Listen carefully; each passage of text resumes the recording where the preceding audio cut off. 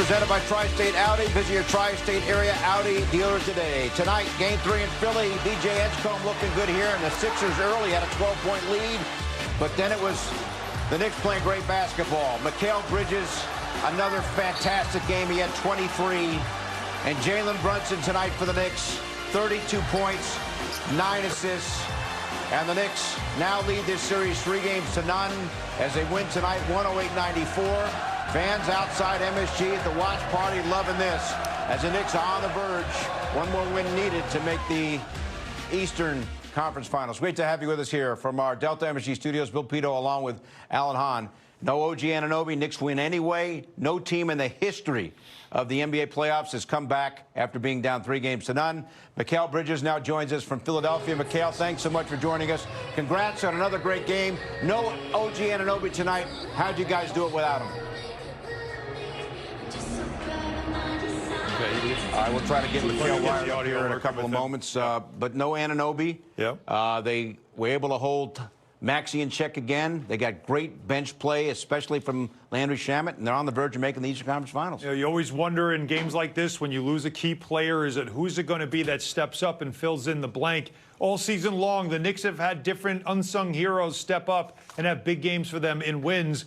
Tonight it was Landry Shamet off the bench, ready to play in this game, and the bench was a huge part of the story. And also, the story of the playoffs so far for this Knicks team has been their ability in the moment of a game to deliver that kill shot, that knockout punch. And that came when the Sixers cut it to 4, and all of a sudden it felt like this was going to be a grinder down the stretch. Knicks went 17-4 right after that, outscored the Sixers, ran them right off the court.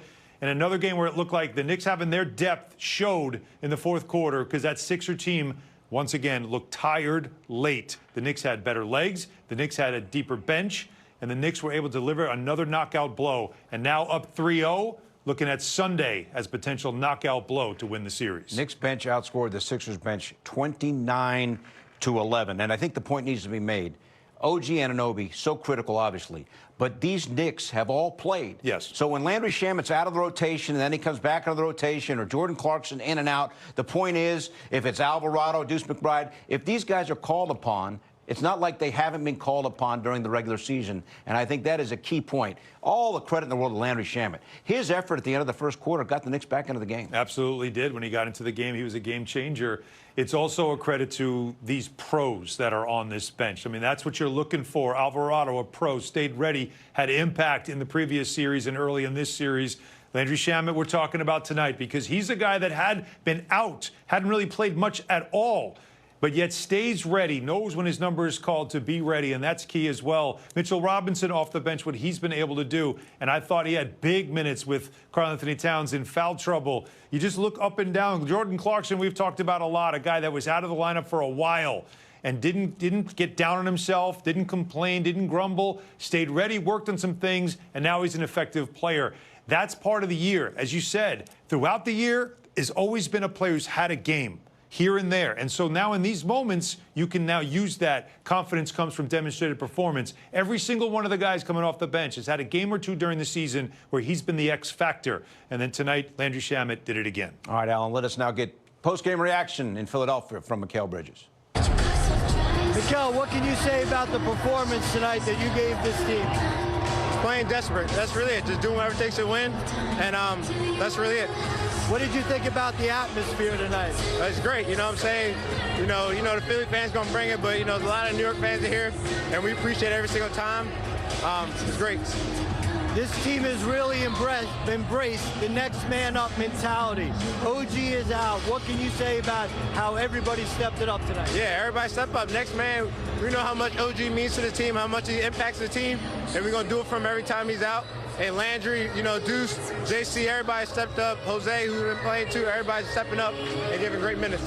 Up 3-0, what's it going to take to close it out? 0-0, keep playing desperate. Mikal Bridges, Allen, 23 points and the great defense on Tyrese Maxey. That's 4 straight games now. Bridges averaging 19 a game over those last 4 after he was really struggling. Struggling in that early part of the series. I thought he ended the Hawks series, though, on a high. He had a terrific Game 6. When the Knicks play with pace is when he's really at his best. and you're seeing the Knicks play with a lot more pace with their offense. They're not letting the Sixers defense get set. And for Bridges, all these cuts, look at all these baskets. This is not one-on-one stuff that he's doing. This is quick decision stuff. And this right here ended the kill shot.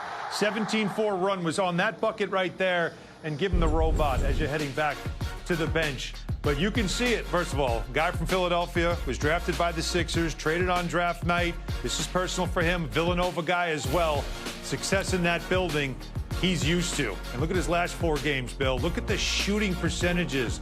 I do feel like rhythm for him offensively is everything, but also his impact on defense can't be understated. Like overstated. You got to understand, he came into this game, defensive field goal percentage in the first 2 games of this playoff round, he's holding opponents. Anybody on the Sixers that he guards shot under 37% coming into this game. I can't wait to see the numbers coming into in this game, because his defense, his deflections, those are all part of getting the Knicks up and down the floor, scoring off turnovers. Tyrese Maxey averages 21 shots a game.